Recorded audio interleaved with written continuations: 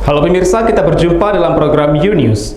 Program ini memberikan informasi yang bermakna kepada Anda mengenai sejumlah peristiwa menarik di tanah air. Bersama saya, Fahrian Bahri. Pemirsa, inilah U-News selengkapnya.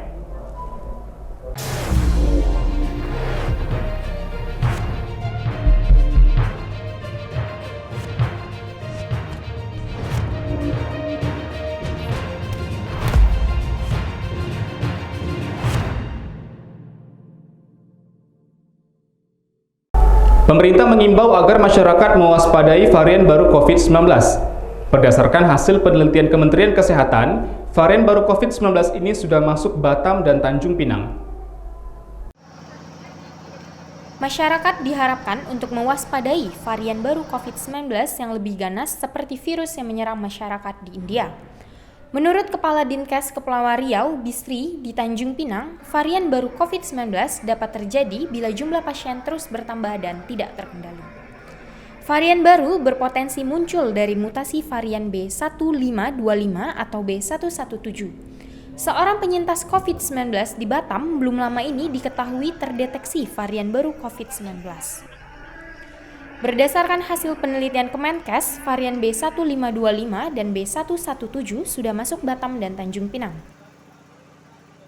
Itu sudah, jadi generasi pertama, generasi B117, B1525 itu kan generasi kedua. Tapi kalau B1617.2 itu udah generasi ketiga, yang dari India itu. Dari Afrika Selatan juga ada, ya kan B13 berapa itu, 16. Potensi itu bisa muncul? Bisa, kenapa enggak? Kalau nggak ditangani? Tapi cirinya begini, itu akan muncul bila sudah terjadi sangat masif kayak India itu. Menurut Bisri, vaksin menjadi satu-satunya jalan untuk mengendalikan penyebaran COVID-19. Vaksinasi juga menghambat penambahan pasien COVID-19. Menurutnya, vaksin dapat memperkuat kekebalan tubuh seseorang meski terinfeksi COVID-19. Kondisi setiap orang yang telah mendapatkan vaksinasi dosis kedua masih lebih baik meskipun terinfeksi COVID-19 jika dibandingkan pasien yang belum mendapatkan vaksin. Hal itu dikarenakan tidak bergejala berat dan dirasa lebih cepat sembuh. Tangani. Tapi cirinya begini, itu akan muncul bila sudah terjadi sangat masif kayak India itu. Ya.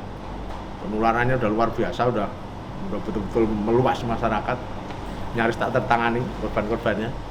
Nah, di situ akan muncul. Makanya vaksinasi itu untuk mencegah munculnya varian baru. Belum sampai dia membuat koloni luas, sudah kita hentikan dengan vaksinasi.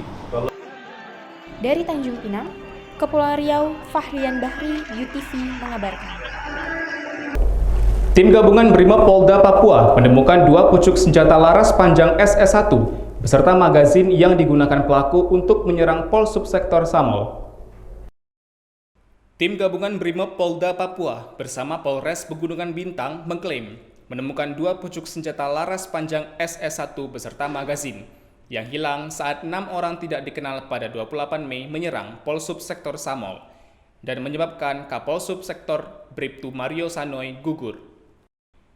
Temuan senjata laras panjang itu berdasarkan temuan rumah singgah di perbatasan Indonesia dan Papua Nugini.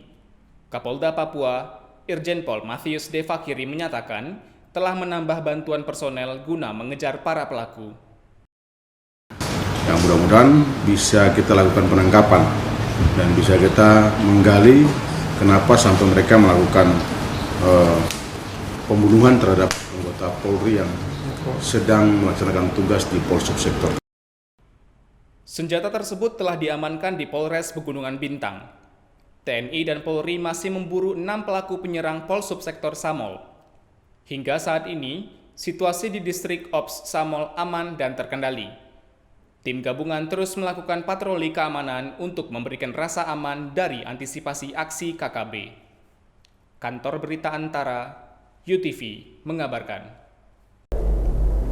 Pemerintah Kota Tanjung Pinang tengah merancang peraturan wajib vaksin untuk warganya.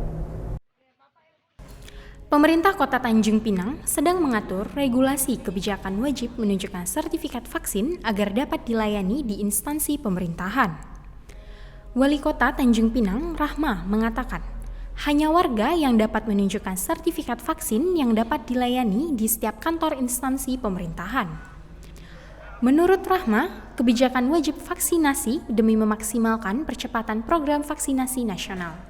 Jadi masyarakat itu pada dasarnya yang kita jalankan hari ini vaksinkan program nasional, yang mana tujuannya semata-mata untuk memutus mata rantai penyebaran COVID-19. Tidak ada pengecualian, semua wajib vaksin kecuali orang yang hamil atau usianya belum sampai 18. Jadi sudah selayaknya wajiblah kita sama-sama hari ini vaksin, sadari bahwa ini program semata-mata untuk menjaga diri kita supaya meningkatkan imun seseorang dan menghindari hal-hal yang tak diinginkan. Insya Allah ini kita sudah mulai tahapannya, ya. Ya, itu dalam bentuk perwaku atau surat edaran nanti, Bu? Insya Allah nanti kita lanjutkan, ya. Oke, Bu. Ya, terima kasih, Bu. Pemberlakuan kebijakan wajib tunjuk sertifikat vaksinasi untuk mendapatkan pelayanan di kantor pemerintahan mendapat tanggapan dari masyarakat.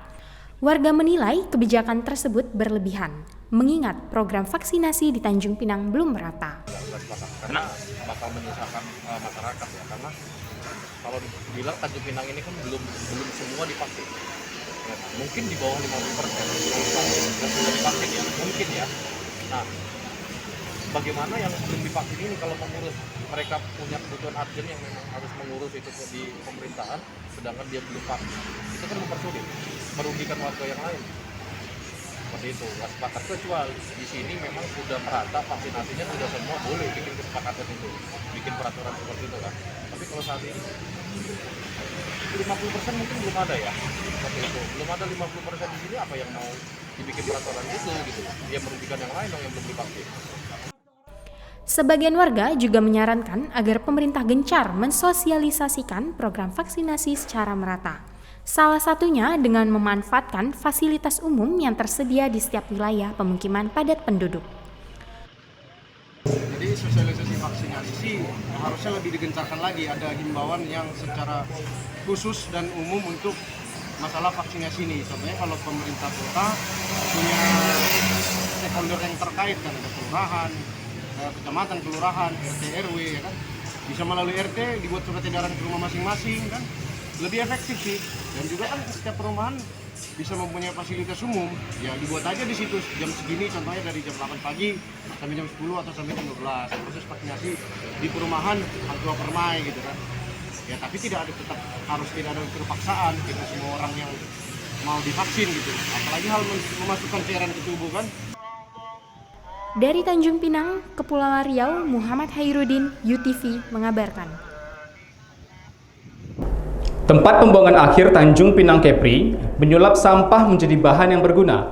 Salah satunya diolah menjadi bahan baku paving block. Berikut liputannya. Inovasi teranyar datang dari tempat pembuangan sampah akhir di kota Tanjung Pinang, Kepulauan Riau. Keberadaan sampah plastik seperti kantung kresek hingga plastik bungkusan yang tak bisa digunakan kembali ternyata masih dapat menjadi bahan bermanfaat. UPTD tempat pembuangan akhir, Ganet Kota Tanjung Pinang, menjadikan plastik-plastik golongan non-ekonomis sebagai bahan dasar pembuatan paving block. Menurut Kepala Unit Pelaksana Teknis Dinas TPA Ganet, Ripa Yadi, sebanyak 2 kg sampah plastik dapat menghasilkan 1 buah paving block. Paving block dari bahan baku plastik kresek, plastik yang tidak bisa laku di pengepul. Contoh kalau ini kan laku di pengepul ya, ini sama ini ya, ini tidak kan, ini yang sampah kresek yang kita bersama itu kan paling dominan di tempat pembuangan sampah di sepanjang Tanjung Pinang. Itu mau kita kelola, itu kita bakar dengan gas metan yang ada di kita. Kemudian kita bakar di pembakaran, kemudian kita cetak sebagai apa? Menghasilkan produk baru berupa paving block dari bahan baku plastik. Cetakan produk baru ini dirasa mampu menjadi jawaban dari persoalan sampah plastik non-ekonomis di Tanjung Pinang. Tak hanya menjadi produk paving block yang dapat dimanfaatkan masyarakat, paving block yang terbuat dari bahan dasar plastik ini juga diyakini lebih tahan jika dibandingkan dengan paving block berbahan dasar semen dan pasir. Akhirnya, sampah non-ekonomis menjadi produk yang memiliki nilai ekonomis. Itu sebagai upaya baru tadi. Selama ini kan masyarakat membuat paving block kan dari bahan semen dengan pasir. Ya, Kalau ini kalau kita tes itu ya tidak akan pecah ya kan? Tidak akan pecah karena dari bahan plastik. Estimasikan satu packing itu 2 kilo plastik kresek bekas itu kan, dengan pasir sekitar 1/4 kilo ya campuran itu. Kalau dibalikan, kalau model lama kan semen sama pasir ya. Itu mungkin ya yang baru kita melupakan sebagai apa untuk proses barunya. Dari Tanjung Pinang, Kepulauan Riau, Engesti Fedro, UTV mengabarkan. Pemirsa, kebakaran besar terjadi di sebuah kilang minyak di bagian selatan ibu kota Iran, Teheran.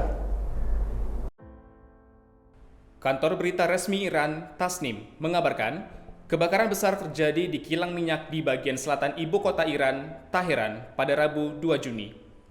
Petugas kebakaran dikerahkan untuk memadamkan api di kilang minyak yang dikenal fasilitas Tun Buyan ini. Kumpulan asap kebakaran membumbung tinggi dapat dilihat dari berbagai penjuru. Media pemerintah Iran melaporkan sejauh ini tidak ada laporan korban jiwa. Shakir Kafai, kepala Tehran Oil Refining Co. yang menjalankan kilang, mengesampingkan kemungkinan adanya sabotase.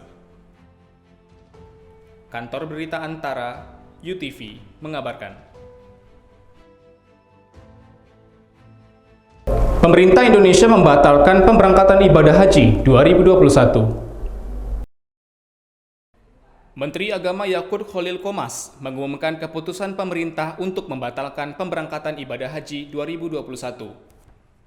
Keputusan ini diambil atas sejumlah pertimbangan, termasuk keselamatan jemaah di tengah kondisi wabah terkini. Diumumkan dalam konferensi pers, Menteri Agama Yakut Khalil Qomas mengatakan, pembatalan ibadah haji 2021 dikarenakan varian baru COVID-19 hasil mutasi. Situasi pandemi secara global juga membuat pemerintah Arab Saudi menunda nota kesepahaman dengan pemerintah Indonesia tentang pelaksanaan ibadah haji tahun ini.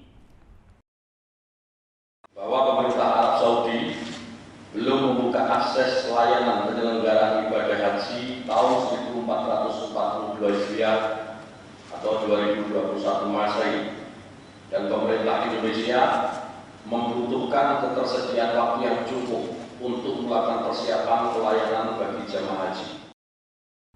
Komisi 8 DPR RI menyampaikan dukungan atas keputusan pemerintah membatalkan ibadah haji tahun ini, sekalipun mereka mendukung rangkaian persiapan pelaksanaan ibadah haji tahun ini.